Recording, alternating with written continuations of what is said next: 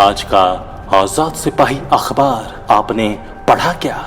पढ़ते रहिए अपना लोकप्रिय दैनिक अखबार आजाद सिपाही। नमस्कार, आजाद सिपाही के प्राइम बुलेटिन में आपका स्वागत है। मैं हूं राहुल सिंह। आज की प्राइम की प्रमुख खबर कुछ इस प्रकार है।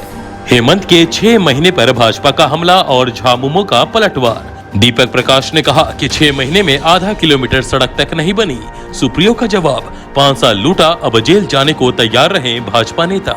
दूसरी खबर, सांसद निशिकांत दुबे ने राज्य सरकार को कोसा, बोले बाबा की नाराजगी नहीं झेल पाएगी सरकार। इरफान अंसारी ने दी नसीहत, कोर्ट कचहरी छोड़ जनता के बीच जाएं सांसद निशिकांत। सुप्रियो ने कहा मानसिक संतुलन बिगड़ गया है सांसद का। तीसरी खबर, रांची पटना NH 33 पर 2 टेलर के बीच पिस गई कार, 4 लोगों की मौत। चौथी खबर, सुरेंद्र झा रांची के सीनियर SP बने, राज्य में 4 IPS का तबादला। पांचवी खबर, कमर्शियल माइनिंग के विरोध में कोल इंडिया में 3 दिनी हड़ताल शुरू, कोलांचल ठप। आइए अब सुनते हैं खबर विस्तार से। हेमंत सोरेन सरकार के 6 महीने पूरे होने के बाद भाजपा ने सरकार पर हमला बोला है। कहा कि 6 महीने में कोई काम नहीं हुआ। भाजपा प्रदेश अध्यक्ष दीपक प्रकाश ने गुरुवार को पत्रकारों से कहा कि सरकार बनने से पहले हेमंत सोरेन ने घोषणाओं का अंबार लगाया, मुंगेरी लाल के हसीन सपने दिखाए और अब उनकी सरकार हर मोर्चे पर विफल है। उन्होंने कहा कि बीते 3 महीने का अनुभव यह बताता है कि राज्य में SFC के गोदाम में अनाज सड़ रहे हैं, पर गरीब जनता अनाज के लिए तरस रही है। राज्य में भूख से मौत की खबरें आई हैं। 6 महीने में आधा किलोमीटर सड़क भी राज्य में नहीं बनी। पूर्व की कई लाभकारी योजनाओं को भी बंद कर दिया गया है। भाजपा के बयान पर पलटवार करते हुए झारखंड मुक्ति मोर्चा के केंद्रीय महासचिव सह प्रवक्ता सुप्रियो भट्टाचार्य ने कहा कि भाजपा के कुछ नेताओं और पूर्व की सरकार के कुछ नामी गिरामी पदाधिकारियों को अति सुरक्षित स्थान यानी जेल जाने के लिए मानसिक रूप से तैयार हो जाना चाहिए। अब जब पूर्व की सरकार के कार्यकाल की जांच हो रही है तो तथ्य निकलकर सामने आ रहे हैं कि किस प्रकार एक विभाग को लूटा गया। सुप्रियो भट्टाचार्य गुरुवार को पत्रकारों से बात कर रहे थे। उन्होंने कहा कि पूर्व में एक कहावत कही जाती थी कि जो बंगाल पहले सोचता है वह देश बाद में सोचता है। अब यह कहा जा सकता है कि जो हेमंत पहले सोचते हैं वह देश बाद में सोचता है। 25 जून को मुख्यमंत्री हेमंत सोरेन ने राज्यपाल से मिलकर यह मांग की थी कि प्रति व्यक्ति 5-5 किलो अनाज और दाल दिसंबर तक दिया जाना चाहिए। 30 जून को प्रधानमंत्री ने इसकी घोषणा की। उन्होंने कहा कि भाजपा का आरोप है कि राज्य में 6 महीने में कोई योजना शुरू नहीं हुई, उन्हें शर्म आनी चाहिए। सरकार ने नीलांबर पीतांबर जल समृद्धि योजना, बिरसा हरित योजना और शहीद पोटोहो खेल विकास योजना शुरू की और इससे लोगों को सीधे जोड़ा। अब नजर डालते हैं आज की दूसरी प्रमुख खबर पर।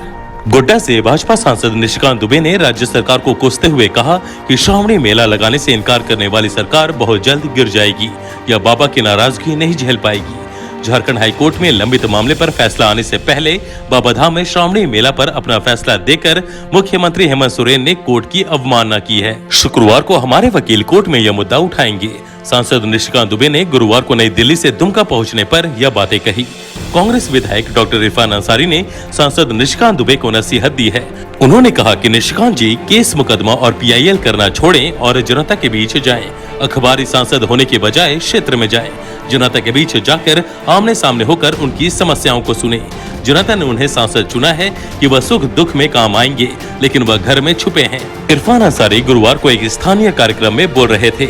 झामुमो महासचिव सह प्रवक्ता सुप्रियो भट्टाचार्य ने निशिकांत दुबे की बातों का जवाब देते हुए कहा कि उनका मानसिक संतुलन बिगड़ गया है। वे श्रावणी मेले को लेकर बयान दे रहे हैं।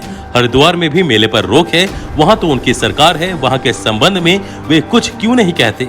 गुरुवार को पत्रकारों से बात करते हुए सुप्रियो ने कहा कि सांप्रदायिकता में डूबे लोगों की आदत होती है कि वह शांत बैठ नहीं सकते। अब नजर डालते हैं आज की तीसरी प्रमुख खबर पर।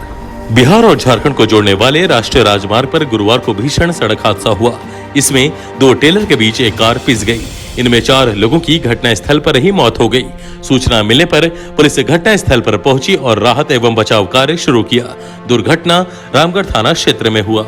बताया जाता है कि कार पूरी तरह से दब गई और उसके अंदर बैठे 4 लोगों ने मौके पर ही दम तोड़ दिया। गुरुवार को दोपहर में हुई इस घटना की सूचना मिलते ही रामगढ़ थाना की पुलिस वहां पहुंची। 2 टेलर के बीच फंसी कार को निकालने के अलावा कार से शवों को भी निकालने का प्रयास किया जा रहा था। रामगढ़ थाना प्रभारी विद्या शंकर ने दुर्घटना में 4 लोगों के मारे जाने की पुष्टि की है। उन्होंने बताया कि मारे गए 4 लोगों में 3 महिला है। पटेल चौक के पास यह हादसा हुआ है। अब नजर डालते हैं आज की चौथी प्रमुख खबर पर। राज्य में 4 आईपीएस अधिकारियों का तबादला कर दिया गया है। इसकी अधिसूचना जारी कर दी गई है। गिरिडीह के एसपी सुरेंद्र कुमार झा रांची के नए सीनियर एसपी बनाए गए हैं। धनबाद के ग्रामीण एसपी अमित रेणु गिरिडीह के नए एसपी बनाए गए। विशेष शाखा के एडीजी आरके मलिक और रांची के senior SP Anish Gupta waiting for posting है। एडीजी ऑपरेशन मुरारी लाल मीणा विशेष शाखा के एडीजी बनाए गए हैं। गृह रक्षा वाहिनी के डीआईजी राजकुमार लकड़ा पलामू के नए डीआईजी बनाए गए हैं। अब नजर डालते हैं आज की 5वीं प्रमुख खबर पर। आत्मनिर्भर भारत अभियान के तहत कमर्शियल माइनिंग के खिलाफ कोयला उद्योग में गुरुवार को 3 दिवसीय हड़ताल शुरू हुई। इसे सफल बनाने के लिए सीसीएल, बीसीसीएल और ईसीएल क्षेत्र में मजदूर संगठनों के नेता पदाधिकारी अपने समर्थकों के साथ सक्रिय हैं।